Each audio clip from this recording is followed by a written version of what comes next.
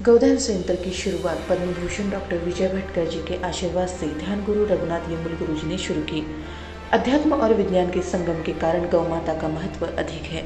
जो व्यक्ति गौ माता की सेवा कर सकता है उसे ऐसा करना चाहिए, क्योंकि इससे मानसिक शांति मिलती है।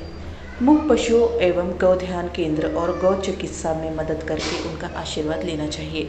तनाव मुक्त जीवन को खत्म करने के लिए यह कार्य करना मुश्किल नहीं है। यह डॉक्टर विजय भटकर जी ने कहा। वह पुण्यधाम ट्रस्ट आयोजित एक बैठक में बोल रहे थे।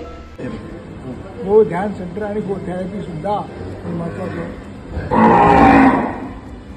गुरुजींनी आपल्याला बरेच फायदे सांगितले।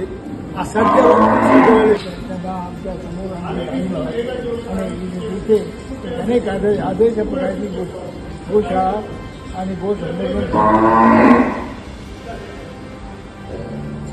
आणि एक हेल्थ सेंटर लहान मुलांसाठी आम्हाला तयार करायचं आणि होत आहे।